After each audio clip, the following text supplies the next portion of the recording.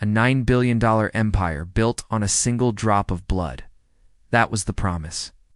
A medical revolution that would change everything, led by a woman once hailed as the next Steve Jobs. Investors believed it. Politicians believed it. Even some of the most respected names in American business believed it. But behind the black turtlenecks, the piercing stare, and the rehearsed confidence, something far more dangerous was unfolding. Theranos wasn't just overhyped. It wasn't just struggling. It wasn't just delayed. It was fundamentally broken. The device the world was promised never worked, not even for a single full round of testing. Yet the company continued to raise more than $700 million, signed deals with Walgreens, and performed thousands of blood tests on real patients using technology that simply did not function. Every result, every diagnosis, every medical decision made from those tests carried a risk that no one outside the company truly understood. This is not a story about failure. It is a story about deception at a scale Silicon Valley had never seen. Scandal that shattered lives, destroyed fortunes, and exposed the darkest side of innovation. Before the scandal, before the lawsuits, before the headlines, calling it one of the biggest frauds in Silicon Valley history, there was a dream, simple, elegant, and almost impossible to resist. Elizabeth Holmes grew up fascinated by science and driven by an extraordinary fear of failure. As a teenager, she spoke about wanting to change the world, not in the vague way most young people do, but with the relentless conviction of someone who had already decided innovation was her destiny. When she entered Stanford University, that ambition only intensified. She studied chemical engineering, absorbed the culture of Silicon Valley, and became convinced that true impact meant building, not studying. At 19, she dropped out. Not because she struggled, but because she believed she had found her purpose, a blood testing technology that could run hundreds of medical analyses using just a single drop of blood. No needles, no vials, no pain. A portable device that could diagnose diseases early, save lives, and democratize access to healthcare. It wasn't just a clever startup pitch. It was a vision infused with emotional weight. Holmes spoke passionately about her desire to help people, especially those afraid of needles or unable to afford traditional tests. The story was powerful. It struck at the heart of a broken healthcare system and offered a solution that felt almost miraculous. Investors didn't just see potential. They saw destiny. They saw a young innovator who looked like the future. They saw a company whose mission seemed too important to question. And for a moment, the world believed that Theranos might truly be the company that would change everything. But behind this idealistic beginning, flaws were already forming, flaws that would eventually unravel the empire from within. The first cracks in the Theranos empire didn't appear in a boardroom or during a public demo. They appeared in the lab, quiet, subtle, and invisible to anyone who was in T, standing right next to the machines that were supposed to change the world. Inside Theranos headquarters, engineers and scientists quickly discovered a devastating truth. The Edison device, the core of Theranos' promise, didn't work. Not needed improvement, not slightly inaccurate. It failed basic tests, produced wildly inconsistent results, and malfunctioned under the simplest conditions. It wasn't close to being ready. And Elizabeth Holmes knew. Yet instead of slowing down, she accelerated. She pushed harder. Investors were told the technology was breakthrough-ready. Partners were told the device was reliable. Journalists were told that hundreds of tests were already performed using Theranos hardware. Internally, the team was under pressure to keep quiet and to find solutions without raising concerns to leadership. But the real breaking point came when Theranos began using traditional blood analyzers from Siemens behind closed doors, hacking them, modifying them, and running patient samples through machines that were never designed for what Theranos needed. Patients believed their tests came from the revolutionary Edison. In reality, the Edison sat mostly unused, often covered, sometimes stored away during demonstrations. This wasn't optimism. This wasn't ambition. This was deceit. Holmes's critical mistake wasn't failure. Failure is normal in innovation. Her mistake was choosing to hide the truth. She built a culture in which questioning the technology was seen as betrayal. Data was massaged. Problems were reframed. Employees were isolated from each other, forbidden from comparing results. The illusion had to be maintained at all costs. So the company doubled down on speed. Walgreens partnerships were pushed forward. Public launches continued. The world was told Theranos was ready for patients while inside the labs. The scientists were terrified of what those patients would be told. This was the moment everything turned. The point where a bold vision crossed the line into dangerous fabrication. For years, Theranos operated inside a carefully constructed bubble sealed by non-disclosure agreements. Reinforced by fear and protected by a board of powerful political figures who rarely understood the science. Internally, engineers whispered about inaccurate tests, hacked machines, and pressure to deliver results that weren't real. But nobody dared speak publicly. The first real breach came from within Elizabeth Holmes's inner circle. Tyler Shultz, grandson of former U.S. Secretary of State George Shultz, who sat on the Theranos board, had seen the truth firsthand while working in the lab. He saw test results that didn't match, experiments that failed repeatedly, and a culture terrified of transparency. Erica Chung, another whistleblower, documented the same issues: malfunctioning devices, manipulated data, and risks that could harm real patients. They tried to raise concerns internally. They were ignored, silenced, or met with threats from Theranos' aggressive legal team, so they turned to an outside source: investigative journalist John Carrero of the Wall Street Journal. His first article hit Silicon Valley like a bomb. It challenged everything Theranos had claimed: its technology, its accuracy, and its credibility. The company responded with fury. Holmes called the reporting false, accused Carrero of lying, and assured the public that Theranos technology worked, but the damage was done. Regulators took notice. Scientists began speaking out. Patients questioned their results. The media, once enchanted by Holmes's image and mission, now wanted answers. Every story revealed a deeper layer of deception. Every report pulled the curtain back further. The backlash wasn't sudden. It was a slow, relentless, unraveling one that exposed the truth Holmes had spent years trying to bury. And once it began, there was no going back. Numbers don't lie. And once regulators began digging into Theranos' operations, the numbers revealed a disaster far more dangerous than anyone imagined. At its peak, Theranos claimed to perform more than 200 tests from a single drop of blood. In reality, according to federal investigators, the Edison device could reliably perform only one.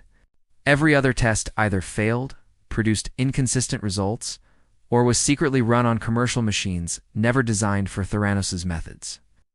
Over its brief lifespan, Theranos ran an estimated 8 million blood tests through Walgreens clinics across Arizona. Later audits found that tens of thousands of those tests were so unreliable that they had to be voided or corrected. Some patients received false positives for serious conditions like HIV. Others were told they were at risk for strokes, heart disease, or cancer messages capable of triggering panic, unnecessary treatments, or misdiagnoses. The financial collapse was equally brutal. Theranos had raised over $700 million from investors, reaching a $9 billion valuation without producing a single peer-reviewed scientific publication. After the Wall Street Journal expose and subsequent federal inspections, that valuation plummeted to zero. Investors lost hundreds of millions. Walgreens sued for breach of contract. Partners cut ties overnight. Then came the regulatory consequences. In 2016, the Centers for Medicare and Medicaid Services found Theranos' S-Lab so unsafe that they banned Elizabeth Holmes from owning or operating a clinical laboratory for 2 full years, a devastating blow that effectively crippled the company. By 2018, Theranos was forced to dissolve entirely. The empire wasn't just collapsing, it was being erased one number at a time. Theranos didn't collapse simply because its technology failed. In Silicon Valley, failed technology is common. What made this case extraordinary was how a company with non-functioning devices managed to survive for over a decade, raise more than $700 million, sign deals with national chains, and convince some of the most influential people in America that it worked. The answer lies in a perfect storm of psychology, culture, and structural weaknesses within the innovation economy. First, there was Elizabeth Holmes herself. Holmes wasn't just charismatic. She was engineered charisma, the black turtleneck, the deep voice. The unwavering eye contact hit was all part of a carefully crafted persona designed to evoke Steve Jobs. Her story was irresistible, a 19-year-old college dropout reinventing healthcare. People didn't just believe in her technology, they believed in her narrative. Humans are wired to trust compelling stories more than technical data, and Holmes understood that instinctively. Second, Theranos created a culture of extreme secrecy. Employees were siloed, isolated, and prevented from comparing notes. Engineers didn't know what chemists were doing. Chemists didn't know what data analysts were doing. New hires were told to sign aggressive non-disclosure agreements before they even started. This fragmentation made it nearly impossible for anyone inside the company to see the full picture or challenge it. Third, the board of directors was filled with political powerhouses rather than medical experts. Former secretaries of state, generals, senators, brilliant men with impressive resumes, but no background in diagnostics, chemistry, or medical regulation.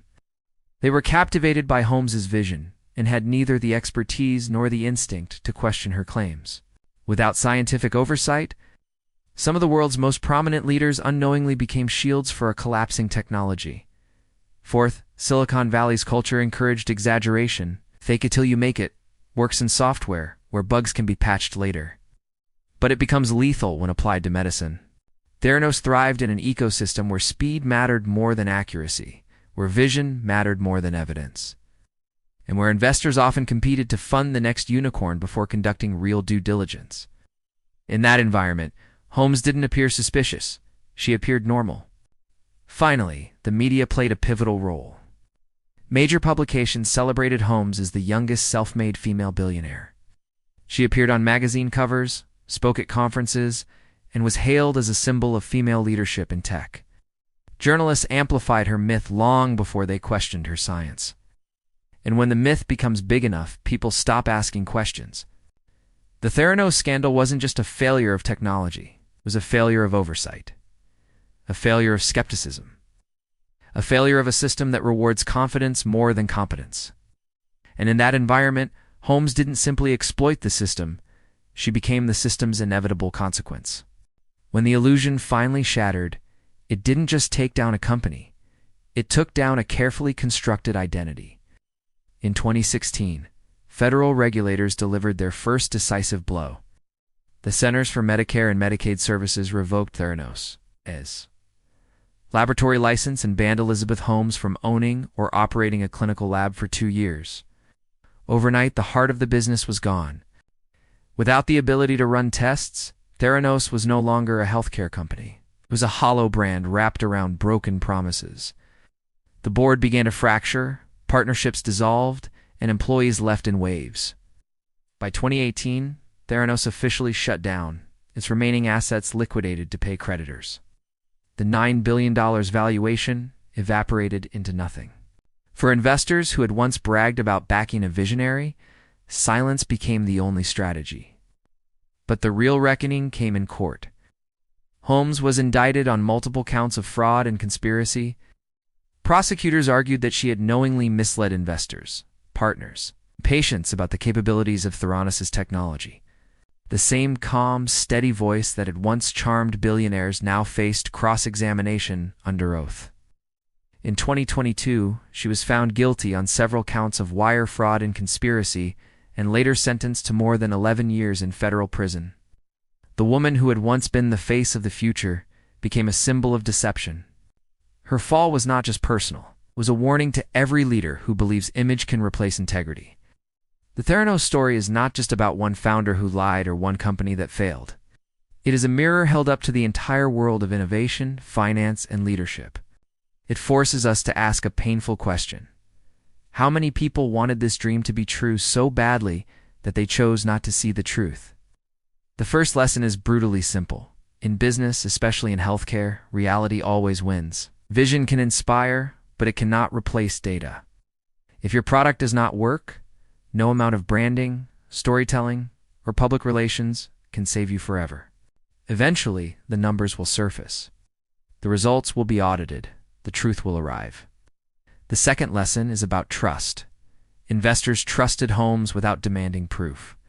Partners trusted the brand without demanding transparency.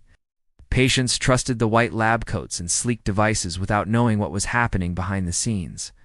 Trust is the most valuable currency in business and, once spent dishonestly, it is almost impossible to earn back. The third lesson is about culture. A company that punishes honesty and rewards silence is already on a path to self-destruction. When people are afraid to speak, fraud is not an accident, it becomes inevitable. And finally, for founders and leaders, ambition is not the enemy. But ambition without ethics is a weapon. The line between visionary and villain is not drawn by how big your dream is. It is drawn by what you are willing to do to make that dream look real. The Theranos saga is more than a headline. It is a reminder that behind every glossy startup pitch and billion-dollar valuation, there are real people, real risks, and real consequences. What do you think? Was Elizabeth Holmes a visionary who lost control of her own story, or a calculating fraud who knew exactly what she was doing? And how many other companies might be hiding similar secrets right now? If you want more deep dives into the rise and ruin of modern business empires, subscribe to Empire Saga and tell us in the comments which scandal we should uncover next.